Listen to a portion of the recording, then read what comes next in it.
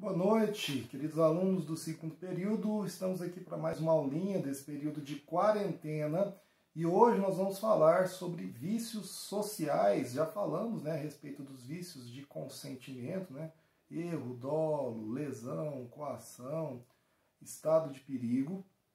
E agora nós vamos falar sobre os vícios sociais, que é a simulação e a fraude contra credores. Iniciando nossos estudos, nós falaremos sobre a simulação. Bom, simulação nada mais é do que a realização de um negócio jurídico que possui uma aparência normal, mas que na verdade ele não pretende atingir os efeitos daquele negócio jurídico.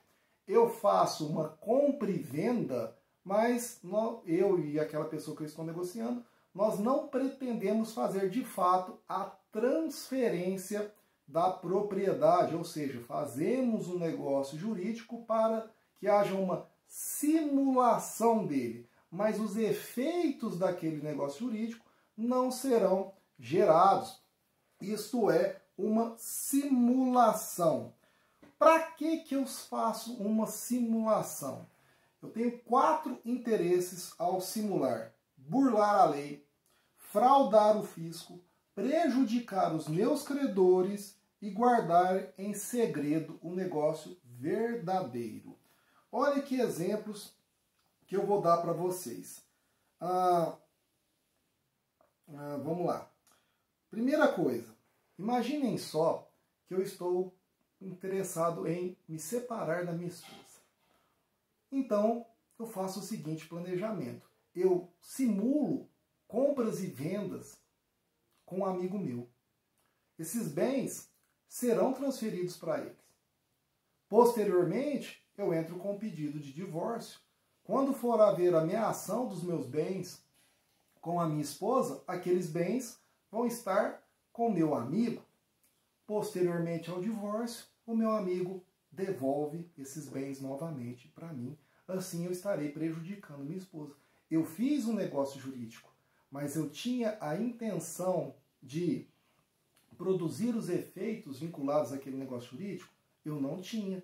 Se formos pesquisar, provavelmente você não vai achar a transferência do dinheiro daquele amigo para a minha conta. Então isso é simulação. Eu simulo um negócio jurídico, esse negócio jurídico existe, mas ele não pretende produzir os efeitos dele. No caso de uma compra e venda, a transferência dos bens da minha pessoa, no exemplo que eu dei, para este meu amigo. Bom, esse é um exemplo.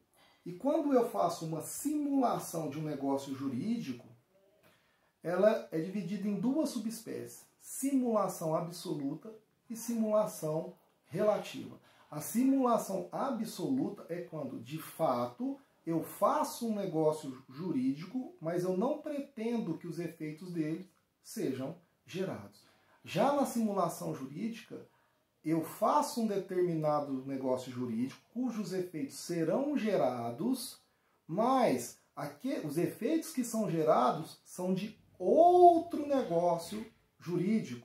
Os maiores exemplos que nós temos são as concubinas e os laranjas. Como assim, professor? Percebam comigo, o que seria simulação relativa? Eu tenho uma concubina, uma amante, sou casado, e eu quero fazer uma doação para minha amante. Legalmente, eu não posso fazer essa doação, eu sou impedido. Minha esposa pode pedir a nulidade desse negócio jurídico. Tanto que a simulação ela é causa de nulidade absoluta do negócio jurídico e não anulabilidade como nos demais. Então, eu vou lá e quero fazer a doação para a minha amante, para a minha concubina.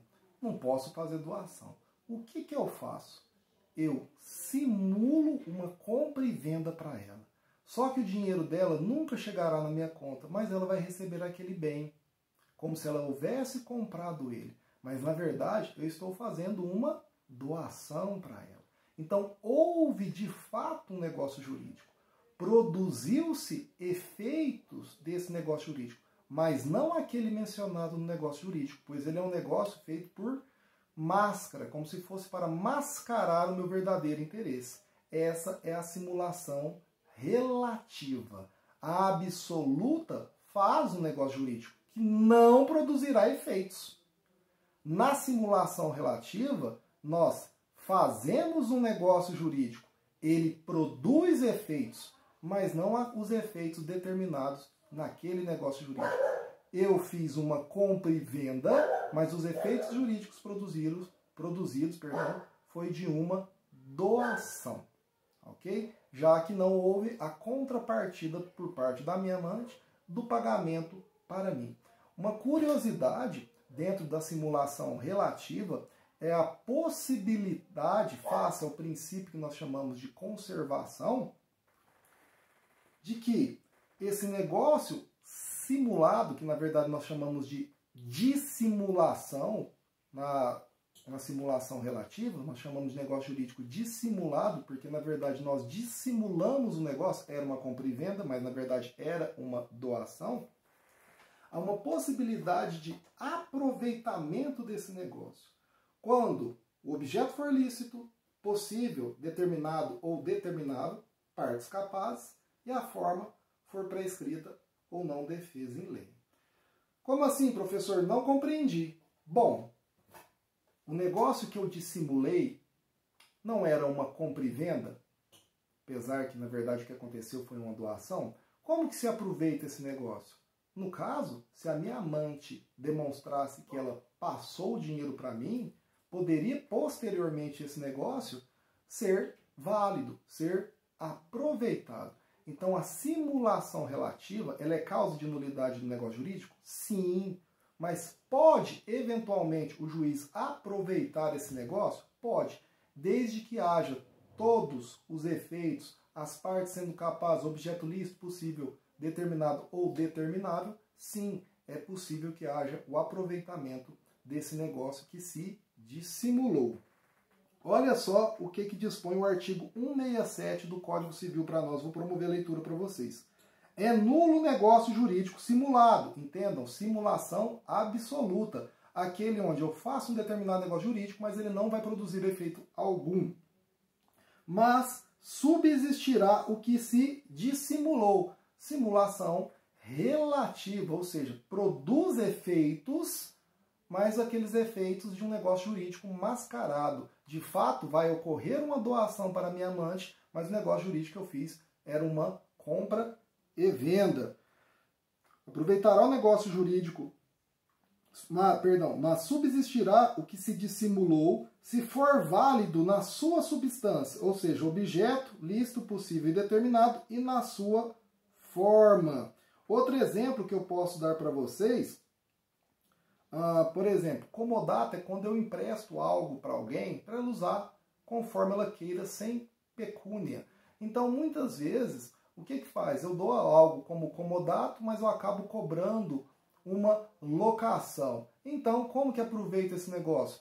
Eu devolvo aquele dinheiro que foi oriundo da locação e assim nós estamos efetivando de fato um comodato, ou seja, eu retirei a máscara daquele negócio que nós dissimulamos. Outro exemplo que nós temos da simulação relativa é a respeito dos laranjas, pessoas que você passa seu patrimônio para eles com uma cláusula, claro, um contratinho de gaveta bem guardado, onde futuramente eles vão devolver esse negócio para você, esses bens para você, justamente para vezes você burlar a lei, burlar o fisco, não ter que pagar imposto de renda, prejudicar credores ou guardar segredo de algum negócio jurídico verdadeiro que você fez. Então a causa simulante, ou seja, a causa que gera a simulação de um negócio jurídico, ela seja para burlar a lei, por exemplo, eu faço uma compra e venda de uma casa aqui em Goiatuba, cujo valor é de 300 mil, mas no contrato nós só declaramos 100 mil para que eu pague menos impostos,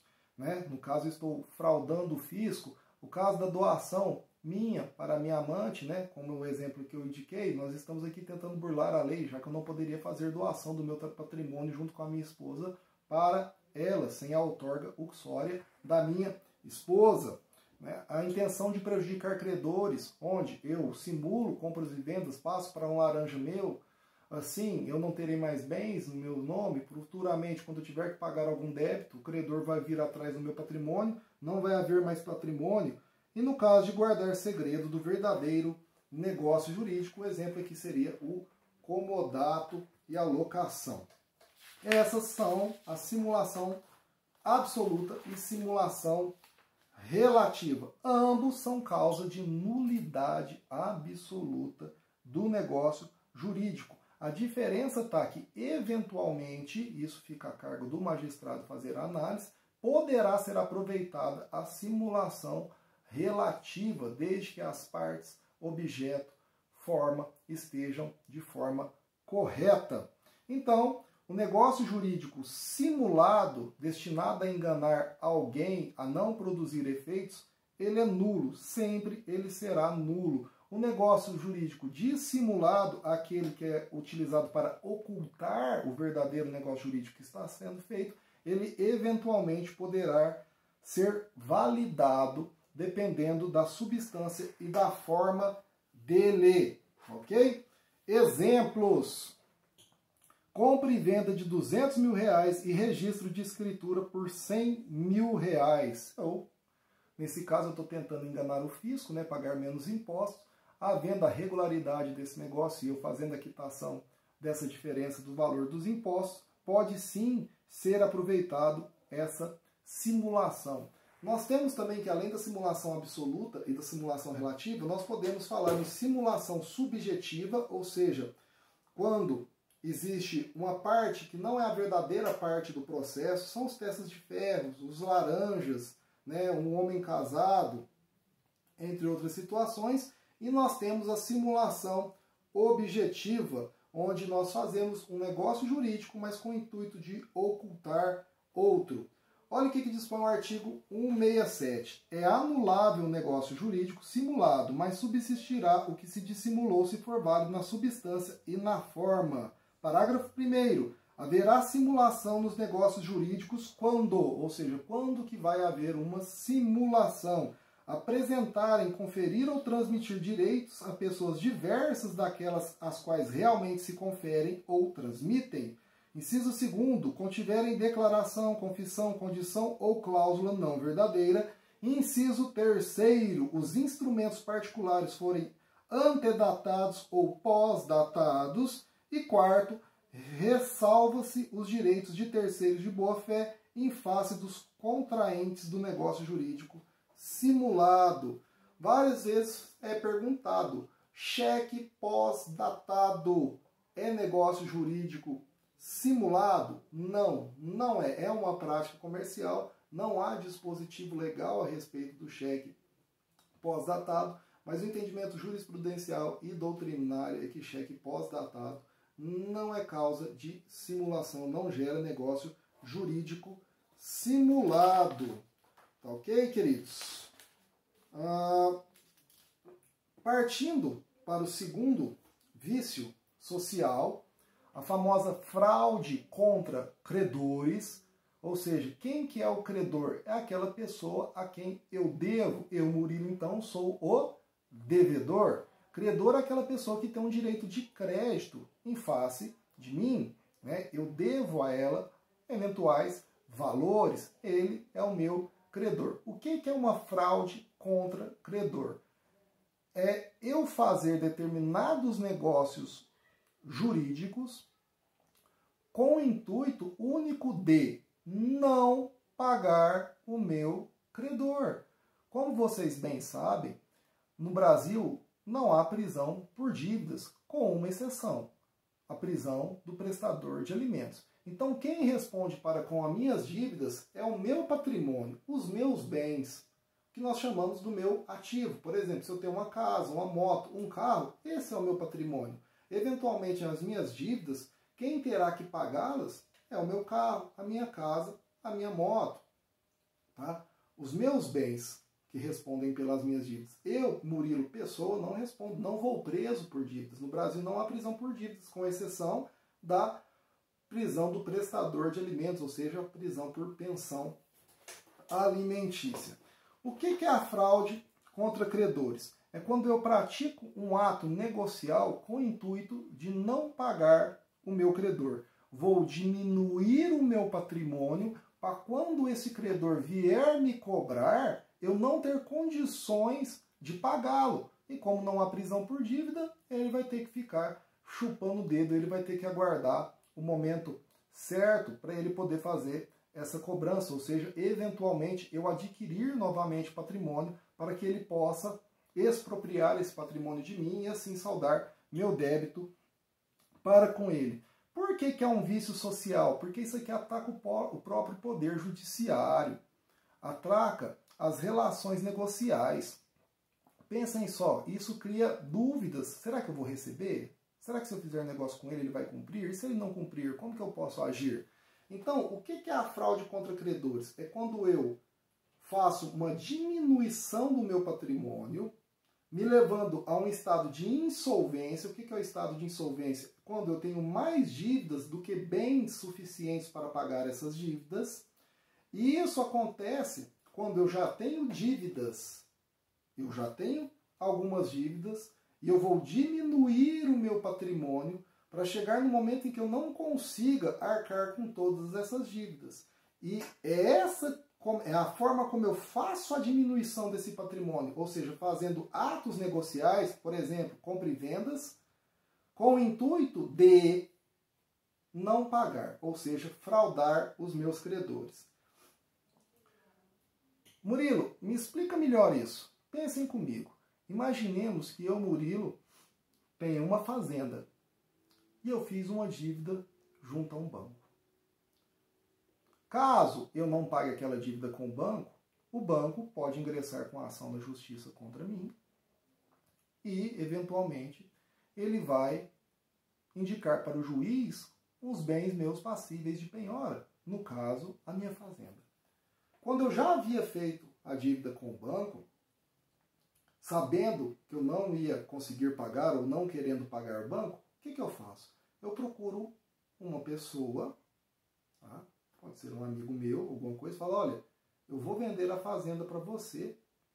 Você tem interesse? Claro, Murilo, eu tenho interesse sim em comprar a sua fazenda. Vendo a fazenda para ele, faço o negócio, tudo bonitinho. Com o dinheiro da fazenda, saio gastando ou faço outras coisas. Quando vence a minha dívida para com o banco e o banco vem resgatar aquele crédito, não tenho valores para pagar. Por que então gera uma fraude contra credores? Porque eu diminuí o meu patrimônio, eu entrei num estado de insolvência justamente para não ter que pagar aquela dívida. Nós só podemos fazer então negócios jurídicos para evitar uma eventual fraude contra credores, sabendo que nós temos condições de pagar. Eu posso fazer N venda de fazendas, desde que eu deixe um certo patrimônio reservado para pagar todas as minhas dívidas. Aí, em momento algum, falaria que eu estaria em fraude contra credores. O que é a fraude contra credores? É quando eu realizo negócios para que me levem a um estado de insolvência. Ou eu já estando nesse estado de insolvência, faço negócios para ficar ainda mais insolvente e assim não honrar com meus débitos para com os meus credores. Tá?